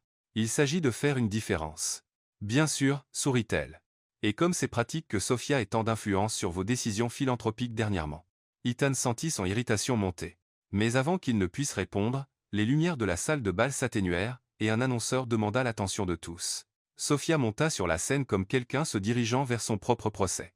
Elle se plaça derrière le micro, regarda la foule de 250 invités bien habillés, et pendant un moment, on aurait dit qu'elle pourrait faire demi-tour et s'enfuir. « Bonsoir, » dit-elle, sa voix un peu tremblante. « Je m'appelle Sophia, et... » Elle s'arrêta, inspira profondément, et continua. « Et j'ai grandi dans l'orphelinat que nous soutenons ce soir. » Un murmure d'intérêt parcourut la pièce. Sophia avait décidé à la dernière minute d'être complètement honnête sur son passé. « Je sais que vous êtes tous habitués à des présentations pleines de graphiques et de chiffres, » continua-t-elle, paraissant un peu plus confiante maintenant, « mais je préférais parler de gens, d'enfants avec des noms, des rêves et des histoires qui leur sont propres. » Elle commença à parler de Tommy, Sarah et Michael. Et Ethan pouvait voir le public se pencher en avant, vraiment à l'écoute. Sophia trouvait son rythme. Ce dont ces enfants ont besoin n'est pas de la pitié, dit-elle, sa voix maintenant stable. Ils ont besoin d'opportunités. Quelqu'un qui croit qu'ils peuvent être ce qu'ils veulent être. C'est alors que Sophia devint un peu trop animée en parlant d'espoir, et heurta accidentellement un serveur passant avec un plateau de champagne. Le serveur essaya de reprendre l'équilibre, mais il était trop tard. Le plateau vola et le champagne éclaboussa de façon dramatique Robert Whitfield, l'un des hommes d'affaires les plus importants de Seattle. La pièce devint complètement silencieuse. Sophia regarda l'homme d'affaires trempé, le public choqué, puis Ethan, son visage figé d'horreur. Bégaya-t-elle. Monsieur Whitfield, je suis tellement désolé, je n'ai pas. Allez-vous me poursuivre? Parce que je n'ai pas d'argent pour un avocat. J'ai juste un cousin qui regarde beaucoup New York, unité spéciale. La tension était épaisse. Whitfield se tenait là dégoulinant de champagne, son visage illisible. Ethan vit l'avenir de Sophia se défaire en temps réel et n'hésita pas. Il monta rapidement sur la scène. Robert, dit-il en prenant une serviette sur une table proche. On dirait que Sophia a décidé que vous aviez besoin d'un verre plus tôt que prévu. Whitfield le fixa pendant un moment qui sembla éternel. Puis, à la surprise de tous, il se mit à rire. Eh bien, Ethan, en 30 ans d'événements caritatifs, je peux honnêtement dire que c'est la première fois que je fais partie de la présentation. Sophia se détendit visiblement. Monsieur Whitfield, vous êtes très gentil. Je promets que la prochaine fois je collerai mes mains sur mes côtés. La prochaine fois. Whitfield sourit. Jeune dame, après une performance, comme celle-là, vous aurez des invitations à des événements partout dans la ville. Quiconque peut me faire rire après m'avoir arrosé de champagne a définitivement mon soutien. À partir de ce moment, la soirée changea. Sophia, maintenant plus à l'aise après avoir survécu à ce qu'elle appelait le désastre du champagne, donna sa présentation avec honnêteté et humour. Elle fit rire le public avec ses histoires, pleurer avec ses descriptions sincères des besoins des enfants, et ouvrir leur portefeuille à cause de sa passion authentique. Quand la présentation se termina, la réponse fut écrasante. Les dons dépassèrent toutes les attentes. Des heures plus tard, alors que l'événement se terminait et que les derniers invités partaient, Ethan trouva Sophia sur la terrasse du centre de convention, regardant l'horizon illuminé de la ville. « Alors, dit-il en s'approchant d'elle, comment ça fait de survivre à votre premier gala ?» Comme si j'avais été percuté par un camion plein de gens chics, répondit-elle en riant. Mais, vous savez, un camion bien intentionné. Vous avez été incroyable là-dedans. J'ai renversé du champagne sur l'homme le plus riche de Seattle et il a adoré ça comme tout le monde. Sophia, vous avez levé plus d'argent en une soirée que ce que l'orphelinat reçoit en une année entière. Sophia se tourna vers lui, et Ethan remarqua que ses yeux étaient remplis de larmes. Merci, dit-elle doucement, de croire en moi, de me donner cette chance, pour tout. Merci, répondit-il en se rapprochant, de me montrer ce qui compte vraiment. Ils se tinrent là sur la terrasse, les sons de la ville en bas se mélangeant au silence confortable entre eux. Ethan regarda Sophia, ses cheveux légèrement en désordre après la soirée chargée, la robe élégante à laquelle elle ne semblait toujours pas habituée, le sourire authentique illuminant son visage, et sentit quelque chose qu'il n'avait pas ressenti depuis des années. « Sophia, dit-il, sa voix plus basse maintenant. Oui. » Il ne savait pas comment expliquer ce qu'il ressentait, alors il se pencha simplement et l'embrassa. Ce fut un baiser doux, hésitant au début, mais il s'approfondit rapidement quand Sophia répondit. Quand ils se séparèrent, tous deux étaient légèrement essoufflés. Ça, commença Sophia, était inattendu, termina Ethan. Mais pas mal, ajouta-t-elle en rougissant. Définitivement pas mal, ils se sourirent, et pendant un moment, le monde sembla parfait. Mais tout ce qui semble parfait ne l'est pas vraiment. En bas, Lily et Victoria observaient discrètement par la fenêtre, ayant vu le baiser derrière la vitre. Eh bien, murmura Lily à Victoria. Ça change tout, n'est-ce pas? Oui, approuva Victoria, déjà en train de calculer. Mais être pas de la façon qu'ils espèrent. Les sourires sur leurs deux visages ne promettaient rien de bon pour le couple sur la terrasse. Le lundi suivant, le penthouse d'Eton avait une étrange nouvelle énergie. Sophia fredonnait plus faux que d'habitude, en préparant le petit déjeuner. Et Ethan trouvait sans cesse des raisons de passer par la cuisine toutes les 5 minutes, comme s'il avait besoin de vérifier si le micro-ondes fonctionnait encore. « Monsieur Cole, dit Sophia sans se tourner de la poêle où elle brouillait des œufs. Vous êtes passé ici 4 fois depuis que vous vous êtes réveillé. Vous vérifiez si je vole les épices, ou avez-vous vraiment quelque chose à dire? » Ethan s'arrêta à la porte de la cuisine, pris en flagrant délit. « Je vérifiais juste si vous aviez besoin de quelque chose. » Sophia se tourna avec un sourire espiègle. Et ça n'a rien à voir avec ce baiser de samedi soir. Le visage d'Ethan devint rouge. Sophia propose de ça. Détendez-vous, monsieur Cole. Je ne vais pas vous poursuivre pour harcèlement, ou quoi que ce soit. Elle l'hérite. Mais j'avoue, je suis un peu confuse. Je veux dire, est-ce normal d'embrasser son patron? Parce que je ne me souviens pas de cette partie dans le manuel de gouvernante. Avant qu'Ethan ne puisse répondre, l'interphone sonna. Michael annonça un visiteur inattendu. David Richardson, un membre du conseil de la fondation qui a organisé l'événement. Faites-le monter, dit Ethan, intrigué. 15 minutes plus tard, David était dans le salon, un homme bien habillé dans la quarantaine avec un sourire charmant et un intérêt clair pour Sophia. Ethan, mon ami, je suis venu personnellement vous remercier pour l'événement spectaculaire de samedi, dit David, bien que ses yeux continuaient à dériver vers Sophia, qui était entrée avec le plateau de café. Tout le crédit va à Sophia, répondit Ethan, notant à quel point David était concentré sur elle. Ah, oui, la charmante Sophia, David se leva cuando elle s'approcha. Puis-je dire, mademoiselle, que votre présentation était la plus authentique que j'ai vue en année d'événements caritatifs. Sophia rougit. Merci, monsieur Richards, bien que je sois presque sûr que les autres n'incluaient pas de champagne volant. David rit de bon cœur. Exactement. C'était rafraîchissant. En fait, il se pencha légèrement en avant. Je me demandais si vous aimeriez déjeuner avec moi cette semaine. J'ai des idées pour étendre le projet de l'orphelinat. Ethan sentit quelque chose d'inagréable, remuer dans son estomac. C'était comme s'il avait avalé un écureuil en colère, et maintenant l'écureuil faisait des acrobaties. C'est très gentil de votre part, dit Sophia. Mais je ne suis pas sûr si ce serait purement professionnel, bien sûr, continua David avec un sourire qu'Ethan trouva agaçant de charme. Pourrions-nous discuter du lancement d'un programme de mentorat pour les enfants plus âgés. Sophia jeta un regard à Ethan, comme pour demander la permission. Sophia est libre de déjeuner avec qui elle veut, dit Ethan, essayant de paraître décontracté et échouant lamentablement. David tendit sa carte de visite à Sophia. Parfait. Que diriez-vous de jeudi? Je connais un endroit charmant, en centre-ville. Après le départ de David, l'appartement sembla étrangement calme. Ethan s'occupa de papier dans son bureau, plus intensément que nécessaire, pendant que Sophia finissait de ranger le salon. Monsieur Cole, dit-elle enfin. Êtes-vous OK? Parce que vous avez l'air de quelqu'un à qui on a volé sa glace préférée. Je vais bien. Pourquoi ne le serais-je pas? Je ne sais pas. Peut-être parce que vous signez ces papiers si fort que vous allez percer à travers. Ethan baissa les yeux. Elle avait raison. Il posa les styles. Sophia, allez-vous déjeuner avec lui? Je ne sais pas. Devrais-je? Comme je l'ai dit, vous êtes libre de faire ce que vous voulez. Sophia s'approcha de son bureau. Monsieur Cole, puis-je vous demander quelque chose? Êtes-vous jaloux? Jaloux? Ethan essaya de rire, mais ça sortit plus comme un couinement. C'est ridicule. Pourquoi serais-je jaloux? Je ne sais pas. Pourquoi le seriez-vous? Ils se regardèrent un moment, la tension montant. Peut-être. Ethan finit par dire, parce que je n'aime pas l'idée que d'autres hommes vous emmènent déjeuner. Et pourquoi ça vous dérange? Parce que. Ethan hésita, puis choisit l'honnêteté. Parce que ce qui s'est passé samedi soir signifiait quelque chose pour moi, et j'espérais que ça signifiait quelque chose pour vous aussi. Sophia s'assit dans la chaise en face de lui. Oui, bien plus que ça n'aurait dû. Pourquoi plus que ça n'aurait dû? Parce que c'est compliqué, monsieur Cole. Très compliqué. Ethan, mon nom est Ethan. Et pourquoi est-ce compliqué? Sophia soupira. Parce que vous êtes vous et je suis moi. Vous vivez dans un penthouse qui vaut plus que le PIB de certains petits pays. Je partage un appartement avec une colocataire qui collectionne des poupées en porcelaine hantée. Et alors votre monde est fait de galas caritatifs, de voitures importées, et de gens qui utilisent des mots que je dois chercher dans le dictionnaire. Mon monde est fait de bus, de minuscules appartements, et de gens qui pensent que le caviar est juste un genre de poisson chic. Ethan rit. Sophia, pensez-vous vraiment que je me soucie de tout ça? Vous devriez, dit-elle en tripotant ses mains. Ethan, je ne sais pas comment être la petite amie d'un millionnaire. Je ne sais pas quoi porter dans des restaurants chics. Je ne connais pas les règles de votre monde. Je vais probablement tout gâcher et vous embarrasser. Vous m'embarrassez, Sophia. Vous êtes la personne la plus authentique que je connaisse.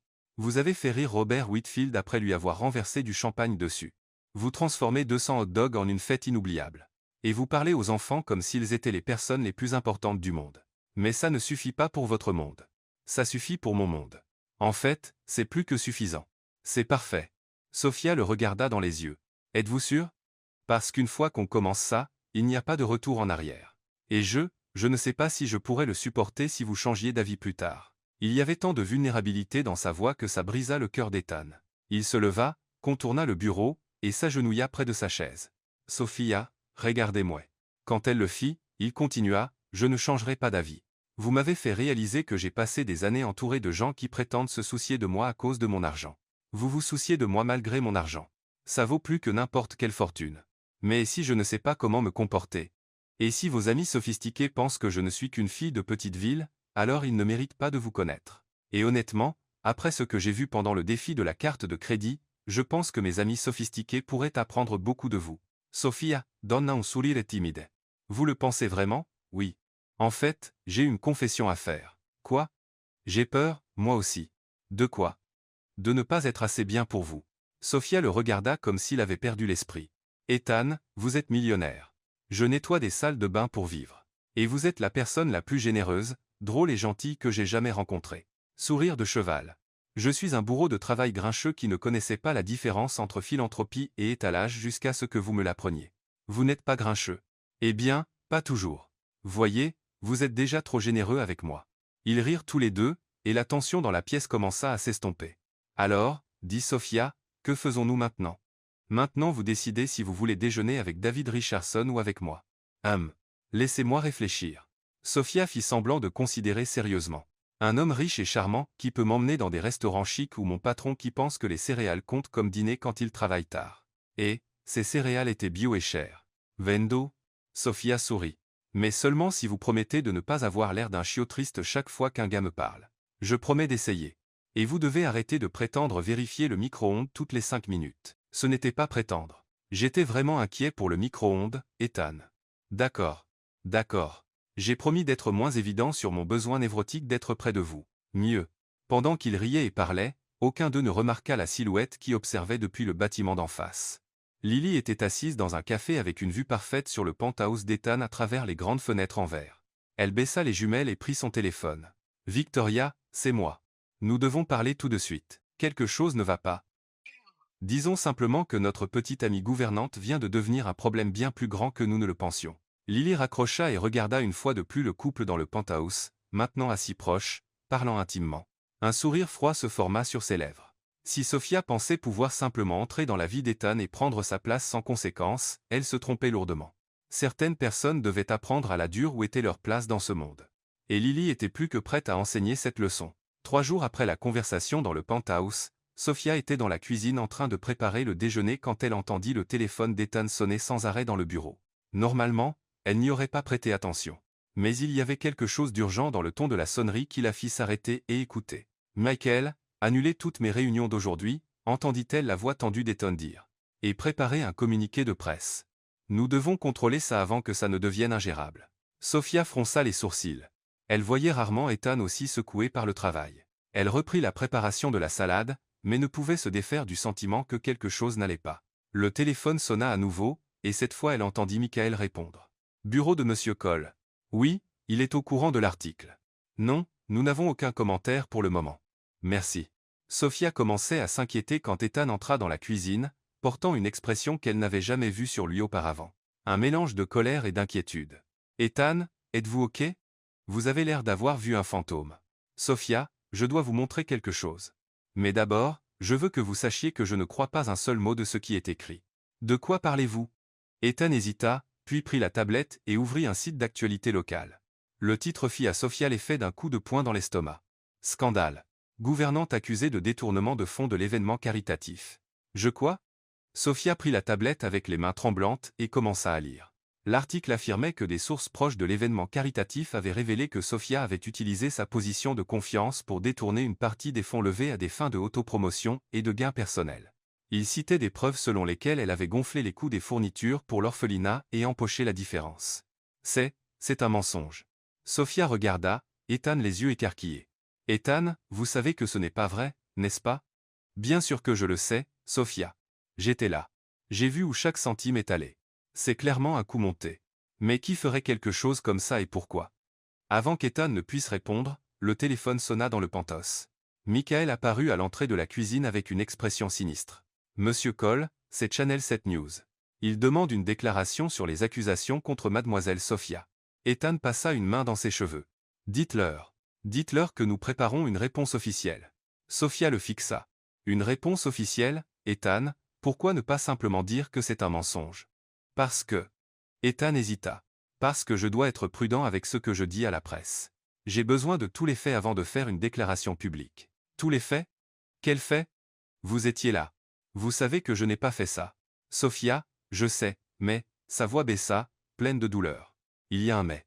Ethan réalisa qu'il était entré en territoire dangereux.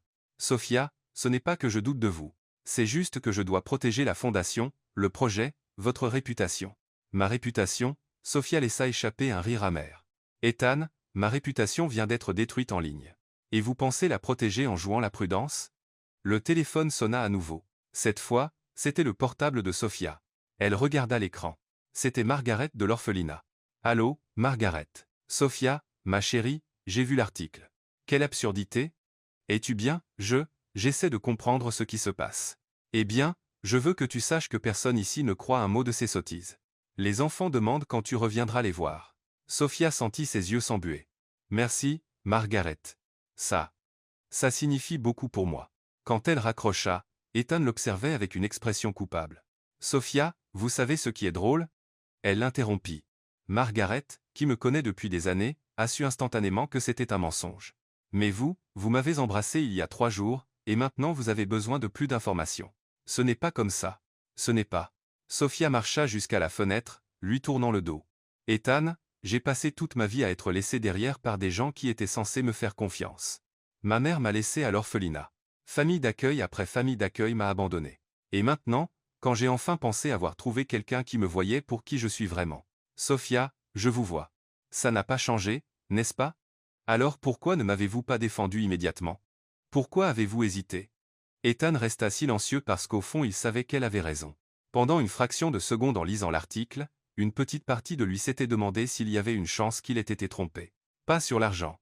Il savait que c'était un mensonge, mais sur ses intentions, et cette minuscule hésitation avait transpiré. Sophia, Vous n'avez pas besoin d'expliquer. Elle se tourna vers lui, et Ethan vit des larmes silencieuses couler sur son visage. Je comprends parfaitement. Qu'avez-vous compris? Qu'au final, je ne suis que la gouvernante qui a dépassé les bornes. Et quand les choses deviennent dures, il est plus facile de reculer que de me défendre. Ce n'est pas vrai, n'est-ce pas? Alors pourquoi n'avez-vous pas pris le téléphone et dit immédiatement que vous connaissiez mon caractère? Pourquoi n'avez-vous pas défendu la femme que vous dites aimer? Ethan réalisa qu'il avait fait une terrible erreur. Sophia, vous avez raison. J'aurais dû réagir différemment. Vous auriez dû. Elle essuya ses larmes du dos de la main. Mais vous ne l'avez pas fait. Et ça me dit tout ce que j'ai besoin de savoir. Sophia quitta la cuisine et revint quelques minutes plus tard avec un petit sac à dos. Que faites-vous? Je pars. Partir où? Quitter le travail. Quitter votre vie. Quitter tout ce désordre. Sophia, vous n'avez pas à faire ça. Nous découvrirons qui est derrière ça. Nous blanchirons votre nom, Ethan. Elle s'arrêta à la porte et le regarda dans les yeux. La différence entre nous est que vous pensez que mon nom a besoin d'être blanchi. Je sais qu'il n'a jamais été sali. Et si vous ne le savez pas aussi, alors peut-être que je me suis trompé sur qui vous êtes vraiment. Sophia, s'il vous plaît ne partez pas comme ça. Comme quoi? Déçu, blessé? Parce que c'est exactement ce que je ressens. Restez. Au moins jusqu'à ce que nous réparions ça. Sophia secoua la tête. Ethan, j'ai passé des années à l'orphelinat à regarder les enfants attendre que leurs parents reviennent les chercher. Ils ne l'ont jamais fait. J'ai appris tôt que quand quelqu'un doute de vous-même une seconde, c'est parce qu'au fond ils ont déjà décidé que vous ne valez pas la peine de se battre pour vous. Je n'ai pas décidé ça. Si, vous l'avez fait. Le moment où vous avez hésité à me défendre, le moment où vous avez pensé que j'étais capable de voler de l'argent à des orphelins. Ethan se sentit comme s'il avait été frappé parce qu'elle avait raison. Pendant une fraction de seconde, il avait douté d'elle. Pas de son honnêteté sur l'argent, mais de ses motivations globales. Et maintenant il voyait à quel point cela avait été cruel et injuste. Sophia, prenez soin de vous, Ethan, et la prochaine fois que vous rencontrez quelqu'un qui se soucie vraiment de vous, faites-lui confiance dès le début, parce que ça pourrait être la seule chance que vous ayez. Sophia sortit du penthouse, et Ethan resta là dans la cuisine vide, entendant l'écho de ses propres erreurs. Le silence qui suivit fut assourdissant. Pas de chant faux, pas de casserole qui s'entrechoquent, pas de vie dans l'espace qu'elle remplissait autrefois. Michael apparut dans l'embrasure de la porte quelques minutes plus tard. Monsieur, Chanel s'est à rappeler. Ils veulent savoir si vous ferez une déclaration quelconque. Ethan regarda par la fenêtre, observant Sophia marcher dans la rue en bas, portant son petit sac à dos comme s'il contenait toute sa vie. Michael, préparez une déclaration complète, défendant l'intégrité de Sophia. Je la veux forte sans place au doute. Oui monsieur. Puis-je demander ce qui vous a fait changer d'avis sur la prudence? Ethan continua à regarder jusqu'à ce que Sophia tourne au coin et disparaisse. Je viens de réaliser que j'ai perdu la seule personne qui compte vraiment et que j'ai été un parfait idiot. Monsieur, Michael, annulez tout ce que j'ai aujourd'hui. Je dois découvrir qui lui a fait ça, et ensuite je dois comprendre comment regagner la confiance de quelqu'un que je n'ai jamais mérité en premier lieu. Michael hocha la tête et partit discrètement, laissant Ethan seul avec le poids de son hésitation et la certitude qu'il venait de commettre la plus grande erreur de sa vie. Le penthouse n'avait jamais semblé si vide, si froid, si sans vie, et Ethan réalisa que tout l'argent du monde ne pouvait racheter ce qu'il avait perdu par manque de foi. 48 heures après le départ de Sophia du penthouse, Ethan était devenu une version masculine d'un détective privé obsédé. Des papiers étaient éparpillés sur tout son bureau. 3 tasses de café froid étaient abandonnées. Et il portait une expression que Michael n'avait vue qu'une fois auparavant. Quand Ethan avait découvert que quelqu'un essayait d'acheter sa compagnie dans son dos. « Michael !» Ethan dit en levant les yeux d'une pile de publications imprimées des réseaux sociaux. « J'ai besoin de votre aide. »« Bien sûr, monsieur. Bien que je doive mentionner que vous avez l'air un peu sauvage. » Ethan jeta un œil à son reflet dans la fenêtre. Michael avait raison.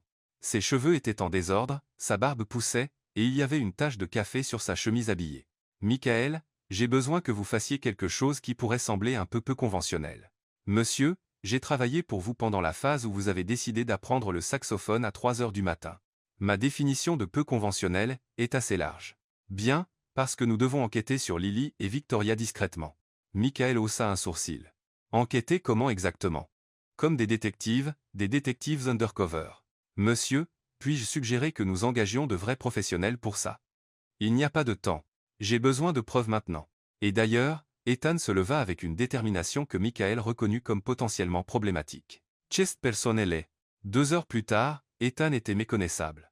Michael avait réussi à trouver un béret noir, des lunettes de soleil, et une fausse moustache qui faisait ressembler Ethan à un acteur de film d'espionnage des années 1970. Monsieur, dit Michael en ajustant son propre déguisement, qui incluait un chapeau de pêcheur et une barbe collée. Puis-je souligner que nous ressemblons à 2 personnes fuyant un cirque ? Parfait. Personne ne nous reconnaîtra. Le plan était simple. Ethan suivrait Lily pendant que Michael traquerait Victoria. Ils se rencontreraient à 17 heures pour comparer les notes. Ethan commença sa mission au café où Lily déjeunait habituellement. Il commanda un café, s'assit à une table proche, et fit semblant de lire un journal en l'observant. Tout se passait bien jusqu'à ce qu'il réalise qu'il tenait le journal à l'envers. « Excusez-moi, » dit une dame âgée à la table d'à côté. « Êtes-vous bien ? Parce que vous lisez les nouvelles d'une façon très créative. » Ethan tourna rapidement le journal. « Oh, j'aime défier mon cerveau en lisant sous différents angles. » La dame lui lança un regard qui disait qu'elle le pensait légèrement instable, et se déplaça tranquillement à une autre table. 15 minutes plus tard, Lily apparut. Elle s'assit à une table près de la fenêtre et sortit immédiatement son téléphone.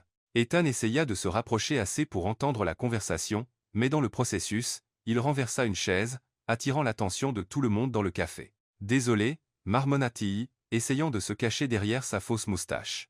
Lily regarda vers le bruit, mais ne sembla pas le reconnaître. Ethan soupira de soulagement, et réussit à se positionner assez près pour capter des parties de l'appel téléphonique. « Oui, l'histoire se propage exactement comme nous l'avions prévu, » disait Lily. « Sa réputation est ruinée. » Non, Ethan n'a pas encore fait de déclaration publique la défendant. « Parfait.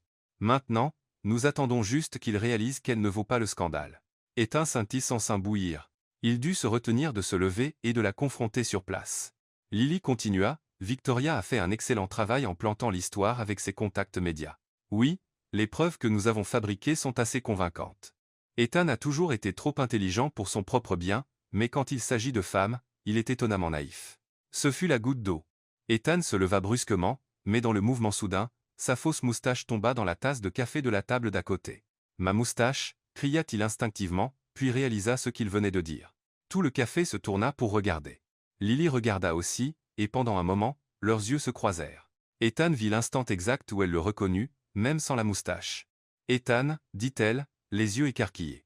« Non, je suis Roberto. » Roberto avec les moustaches. « Je vends des moustaches. » Lily se leva lentement. « Ethan Cole, que faites-vous ici déguisé en quoi que ce soit ? » « Découvrir la vérité sur vous, » dit-il, abandonnant la comédie. « J'ai tout entendu, Lily, sur vous fabriquant des preuves, plantant l'histoire dans les médias. » Lily sourit froidement. « Avez-vous prouvé quelque chose, parce que tout ce que vous avez est la parole d'un homme qui espionnait les gens avec une fausse moustache. » Elle avait un point. Ethan réalisa que même s'il avait entendu la confession, il n'avait pas de preuves réelles. « Mais vous savez quoi, Ethan ?» continua Lily. « Je vous ai rendu service. Je vous ai sauvé d'une croqueuse de diamants qui attendait juste le bon moment pour faire son coup. Sophia n'est pas une croqueuse de diamants.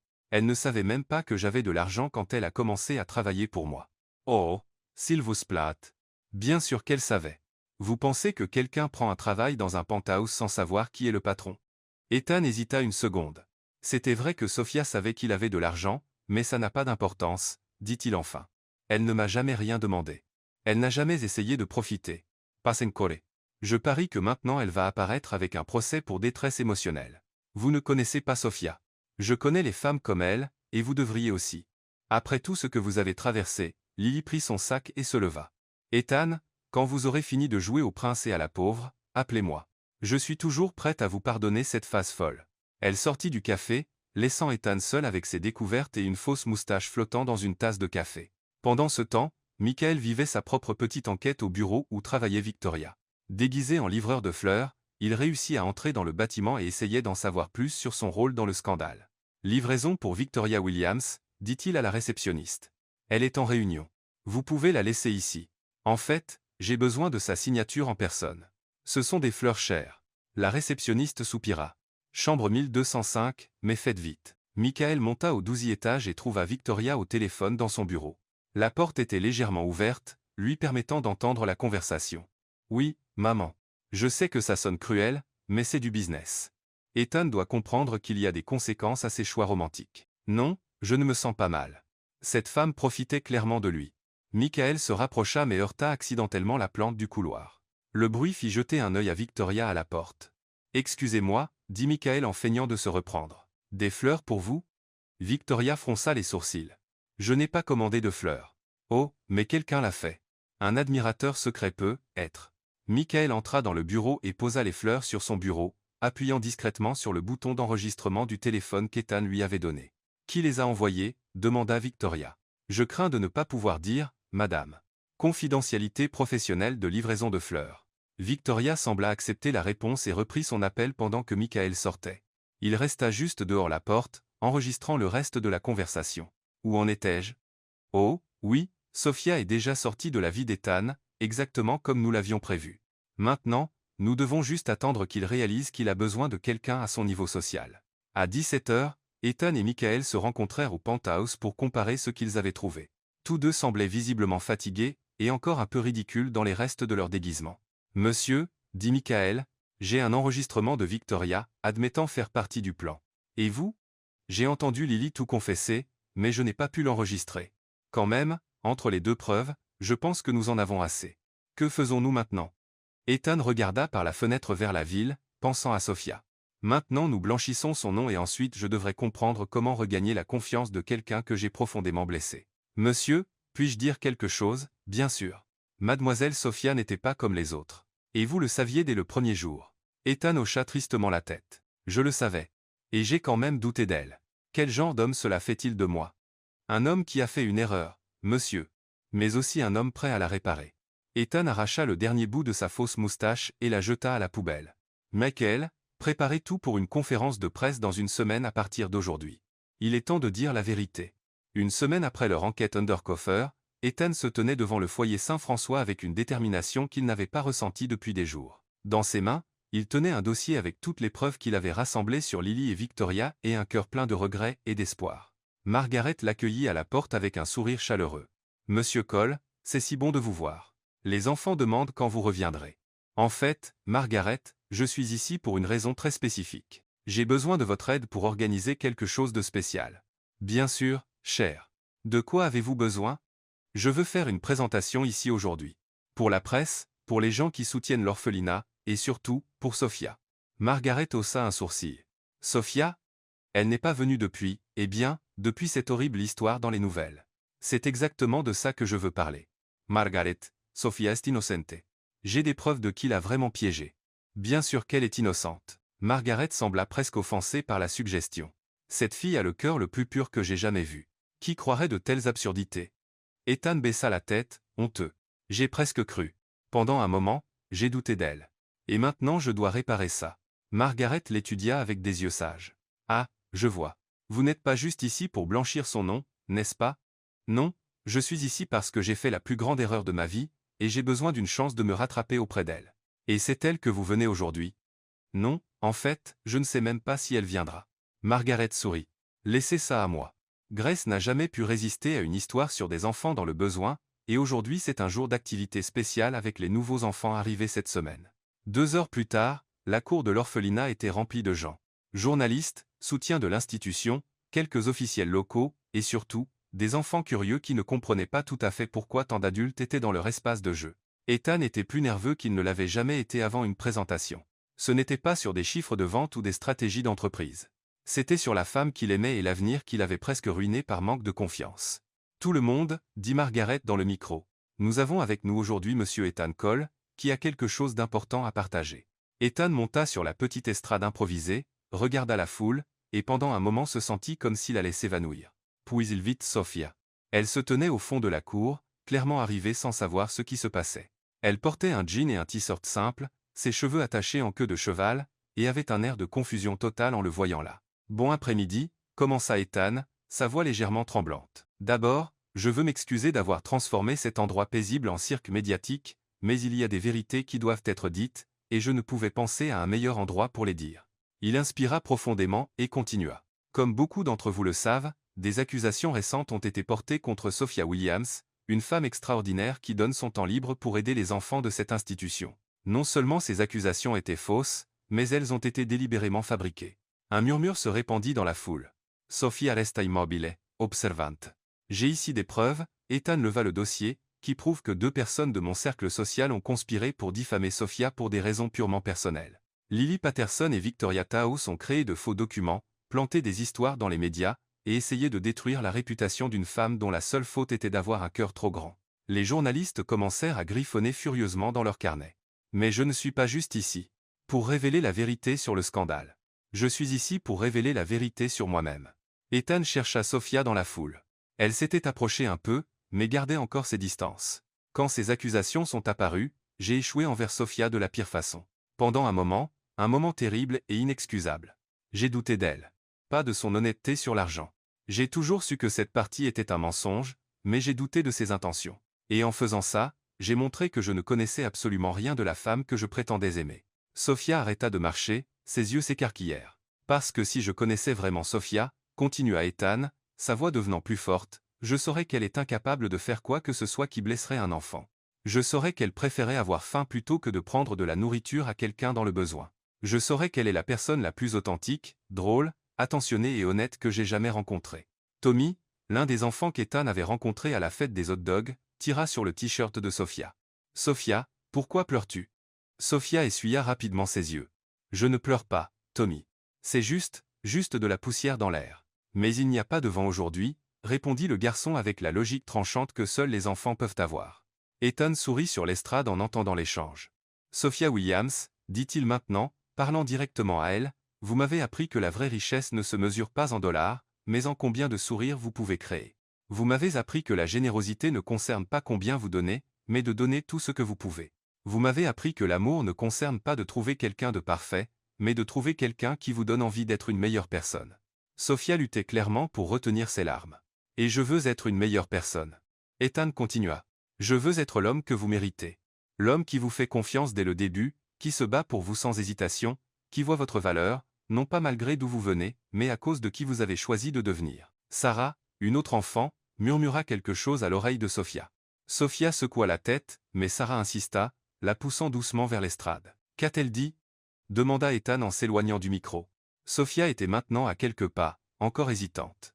Elle a dit, Sophia s'éclaircit la gorge, que si vous vous excusez devant tout le monde, ça doit vouloir dire que vous le pensez vraiment, et que je devrais vous donner une seconde chance parce que tout le monde mérite une seconde chance. Sarah est très sage, dit Ethan en souriant. Oui, les enfants ont une façon de simplifier les choses. Michael, le garçon qui collectionnait les petits cailloux, courut et prit la main de Sophia. Sophia, es-tu triste à cause de l'homme beau? Pas exactement, Michael. Alors pourquoi ne vas-tu pas lui parler? Quand je suis triste, Margaret dit toujours que parler aide. Sophia regarda Michael, puis Ethan, puis toutes les personnes qui regardaient, attendant sa réponse. Michael, parfois les adultes compliquent les choses. Parfois quand quelqu'un te blesse, c'est dur de refaire confiance. Mais vous nous avez appris que tout le monde fait des erreurs parfois et que pardonner fait du bien. Sophia rit à travers ses larmes. Je l'ai vraiment dit. Oui? Quand Tommy a cassé mon dessin préféré, et que je me suis fâché. Vous avez dit que garder rancune, c'est comme garder des ordures. Ça pue et ça ne sert à rien. Sophia regarda Ethan, qui observait la conversation avec un mélange d'espoir et de nervosité. « Tu sais quoi, Michael? Toi et Sarah avez raison. » Elle lâcha la main du garçon et marcha confiante vers l'estrade. Ethan descendit rapidement, pour la rencontrer à mi-chemin. « Sophia, vous êtes un idiot, dit-elle, mais elle souriait. Je suis complètement un idiot qui a presque perdu la meilleure chose qui lui soit arrivée. Presque. Sophia s'approcha encore place. Ethan Cole, si vous doutez encore de moi, je vous ferai manger ma nourriture brûlée pour le reste de votre vie. J'accepte la punition, et vous devrez supporter mon champfort tous les matins. Ça me manque déjà. Et plus jamais vous n'hésiterez à me faire confiance parce que je ne suis pas comme les autres gens de votre monde. Je suis moi. » Et si ça ne suffit pas, Ethan l'interrompit avec un baiser. Ce fut un baiser rempli d'excuses, d'amour, d'une promesse pour l'avenir, et d'un profond soulagement tout à la fois. Quand ils se séparèrent enfin, toute la cour applaudissait. Reporters, soutien, personnel, et surtout, 20 enfants faisant autant de bruit que possible. « Ça veut dire que vous allez vous marier ?» cria Tommy par-dessus la foule. Sophia et Ethan rirent, encore enlacés. « Peut-être, répondit Sophia. S'il promet de ne plus jamais porter de fausses moustaches. » « Comment saviez-vous pour la fausse moustache ? Michael m'a tout raconté. Apparemment, vous vous êtes ridiculisé en essayant d'enquêter sur Lily. Complètement ridicule, admit Ethan. Bien, parce que si vous allez vous battre pour moi, je préférerais que ce soit en tant que votre vrai vous. Même si vous êtes un peu maladroit pour l'espionnage. Ethan l'embrassa à nouveau, et cette fois il n'y avait pas d'hésitation, pas de doute, pas de peur, seulement la certitude qu'il avait trouvé son vrai foyer. Pas dans le penthouse de luxe, mais dans les bras de la femme qu'il aimait exactement tel qu'il était. 6 mois après leur réconciliation à l'orphelinat, la vie avait pris un tournant que ni Ethan ni Sophia n'auraient pu imaginer. Le penthouse, autrefois un symbole froid de succès corporatif, était devenu quelque chose de complètement différent.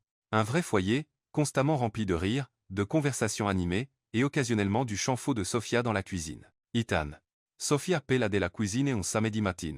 J'ai besoin de votre aide ici, et amenez Michael aussi. Ethan entra pour trouver Sophia entourée d'au moins 15 enfants de l'orphelinat, tous portant des tabliers improvisés faits de nappes, essayant d'aider au déjeuner communautaire, hebdomadaire qui était devenu une tradition au penthouse. « Que s'est-il passé ici ?» demanda Ethan, en absorbant la farine qui avait trouvé son chemin sur presque toutes les surfaces de la cuisine. « Tommy a décidé qu'il savait faire du pain, expliqua Sophia en brossant la farine de ses cheveux. Et apparemment une pincée de levure dans son langage veut dire tout le paquet. La pâte grandit toute seule, cria Tommy en pointant un bol qui semblait sur le point de déborder. C'est de la magie. C'est de la science, le corrigea Sarah, toujours la plus studieuse du groupe.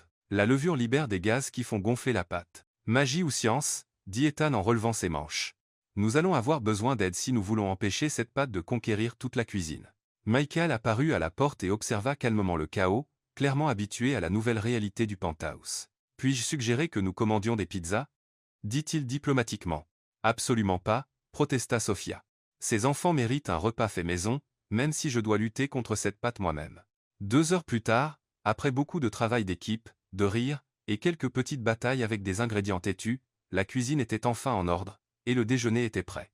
La table à manger, qui autrefois n'accueillait qu'Ethan dans sa solitude élégante, était maintenant remplie de voix joyeuses, d'histoires drôles, et de l'énergie contagieuse d'enfants qui se sentaient vraiment chez eux. « Monsieur Ethan, dit Michael, le collectionneur de cailloux, en tirant sur sa manche de chemise, quand allez-vous demander à Sophia de vous marier ?» Ethan manqua de cracher son jus. « Michael. » Sophia devint rouge comme une tomate. « On ne pose pas juste des questions comme ça. Pourquoi pas ?» Michael sembla sincèrement confus. « Vous vous embrassez toujours. » Et Margaret dit que quand 2 adultes s'aiment beaucoup et continuent à s'embrasser, ils se marient. De la bouche des enfants, murmura Michael, en cachant un sourire. « Eh bien, dit Ethan en décidant d'affronter la question de front. Peut-être que c'est quelque chose que Sophia et moi devrions discuter. Vous ne l'avez pas déjà fait ? Demanda Tommy. Parce que vous vivez déjà ensemble. Vous prenez déjà soin de nous ensemble. Vous vous disputez déjà sur la nourriture brûlée. Je ne brûle pas la nourriture. Protesta Sophia. Si, tu le fais. Vint la réponse unifiée du groupe d'enfants. D'accord. Rit Sophien Serendant. Bien, je brûle la nourriture parfois, mais ça n'a rien à voir avec se marier. Si, ça l'a, dit Sarah sérieusement. Parce que si vous vous mariez, Monsieur Ethan devra manger votre nourriture brûlée pour toujours. C'est un grand engagement. Ethan rit. Sarah a raison. C'est une décision qui prend du courage. Eh. Sophia lui lança une serviette. Vous n'êtes pas censé être de mon côté ? Toujours, dit Ethan en tendant la main à travers la table pour prendre la sienne. Nourriture brûlée et tout. Les jours qui suivirent furent un tourbillon de préparation. Ethan avait décidé que s'il allait demander à Sophia de l'épouser, il allait le faire correctement. Entouré des gens qui comptaient vraiment pour eux. La demande eut lieu un vendredi soir pendant l'un de leurs dîners communautaires. Ethan avait secrètement demandé l'aide des enfants, et ils étaient plus excités que lui par le plan. « Sophia, » dit Ethan en se levant pendant le dessert. « J'ai quelque chose à vous dire. Si c'est à propos de la poêle que j'ai brûlée hier, je me suis déjà excusé. Ce n'est pas à propos de la poêle. » Ethan s'agenouilla à côté de sa chaise, et la pièce devint silencieuse. « Sophia Williams, vous avez changé ma vie d'une manière que je ne savais même pas possible. Vous avez transformé une maison en foyer. Vous avez transformé un homme solitaire en quelqu'un avec une famille. Vous avez pris une fortune vide et lui avez donné un but. » Les yeux de Sophia étaient remplis de larmes. « Ethan, voulez-vous m'épouser » demanda-il en sortant une petite boîte de sa poche. « Et avant que vous répondiez, sachez juste que la demande vient avec quelques conditions. » « Quelles conditions » Sophia rit à travers ses larmes. « D'abord, vous devrez supporter ma jalousie irrationnelle quand d'autres hommes vous regardent. Deuxièmement, vous devrez m'apprendre à cuisiner parce que maintenant il est clair que ma survie en cuisine dépend de vous. Et troisièmement, vous devez accepter que notre maison sera toujours pleine d'enfants bruyants les week-ends. Et accepterez-vous mes conditions aussi » demanda Sophia. « Lesquelles » D'abord, vous devrez supporter mon chant faux tous les matins. Deuxièmement, vous devrez accepter que je brûlerai la nourriture au moins une fois par semaine. Et troisièmement, vous devez promettre que vous ne douterez plus jamais de moi, même quand je fais quelque chose qui semble complètement fou. J'accepte toutes les conditions, dit Ethan. Alors, bien sûr, je le veux, homme idiot. Sophia se jeta à son cou, manquant presque de le renverser dans le processus. Le mariage eut lieu 2 mois plus tard au printemps dans les jardins du foyer Saint-François. Ethan avait insisté pour le garder simple, et Sophia était d'accord. Tant qu'il pouvait inclure tous les enfants de l'orphelinat dans la cérémonie. Le résultat fut une célébration que personne n'oublierait jamais. Sophia portait une robe simple mais élégante, tandis qu'Ethan choisit un costume bleu marine qui correspondait parfaitement au thème détendu de l'événement. Margaret officia la cérémonie et les enfants servirent de porteurs d'alliance, de demoiselles d'honneur, et apparemment de commentateurs spontanés. « Vous pouvez vous embrasser maintenant » cria Tommy avant même que Margaret n'ait fini la cérémonie. « Tommy, nous n'en sommes pas encore là » murmura Sarah. « Mais ils se sont déjà embrassés plein de fois. Pourquoi doivent-ils attendre » Margaret rit. « Eh bien, pouvons-nous accélérer les choses. Ethan, acceptez-vous Sophia, comme votre épouse dans la maladie et la santé avec nourriture brûlée et nourriture comestible à lic ?» Oui, dit Ethan en souriant. « Sophia, acceptez-vous Ethan, comme votre mari dans les moments de santé mentale et les moments de fausse moustache pour mission d'espionnage ?» Oui, rit Sophia. « Alors maintenant vous pouvez vous embrasser. » Le baiser fut interrompu par Michael, qui avait été chargé de porter les alliances sur un petit coussin. Dans l'excitation du moment, il trébucha et l'alliance d'Ethan vola dans les airs. « J'ai perdu l'alliance » cria Michael en panique. « Ne t'inquiète pas, dit calmement Ethan. L'alliance n'est pas ce qui compte. »« Mais ça ne compte pas sans l'alliance, » protesta Tommy. « Je l'ai trouvée » appela Sarah en tenant l'alliance, qui avait roulé sous une chaise. Crise évitée. La fête dura le reste de l'après-midi. Il y avait de la musique live d'un groupe local, de la nourriture préparée collectivement par tous les invités, incluant quelques contributions questionnablement comestibles des enfants, et beaucoup de danse. Ethan et Sophia ouvrirent la piste de danse avec une valse simple, mais même ce moment romantique ne fut pas interrompu par les enfants. « Vous dansez mal » cria Tommy. « C'est comme ça. » Et il commença à bouger d'une façon qui ressemblait plus à combattre des monstres invisibles qu'à danser. « En fait, ils dansent parfaitement » dit Margaret en regardant le couple avec un sourire larmoyant. « Ils dansent comme 2 personnes qui ont trouvé leur rythme. » Quand la nuit tomba et que des lumières douces illuminèrent le jardin, Ethan et Sophia eurent enfin un moment tranquille pour eux. Ils s'assirent sur un banc près des rosiers, regardant les enfants courir dans le jardin avec des lanternes improvisées. « Alors, Monsieur Cole, » dit Sophia en posant sa tête sur son épaule. « Comment ça fait d'être un homme marié ? Heureux, complet, et légèrement inquiet de ce que vous allez brûler pour le petit déjeuner demain. » Très drôle, rit Sophia. « Pour votre information, j'ai déjà décidé de faire des pancakes. Que pourrait-il mal se passer ?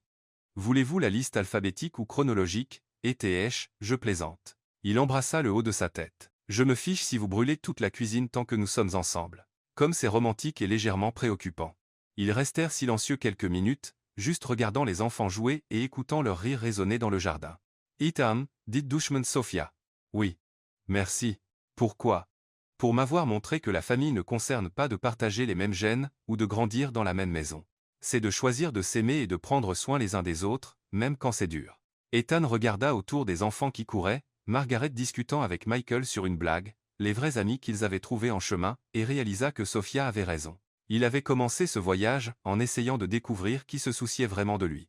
Et il avait fini par découvrir quelque chose de bien plus précieux. Que le vrai amour ne concerne pas de trouver des gens qui vous aiment pour ce que vous avez, mais de trouver des gens que vous pouvez aimer inconditionnellement. Merci, dit-il en la serrant plus près. Pour m'avoir appris la différence entre avoir une maison et avoir un foyer. Et là, sous les étoiles et entourés du son des rires d'enfants, Ethan et Sophia commencèrent officiellement leur vie ensemble. Une vie qui serait remplie de nourriture brûlée, de chants faux, d'orphelinat toujours needing d'aide, et d'une quantité impossible d'amour.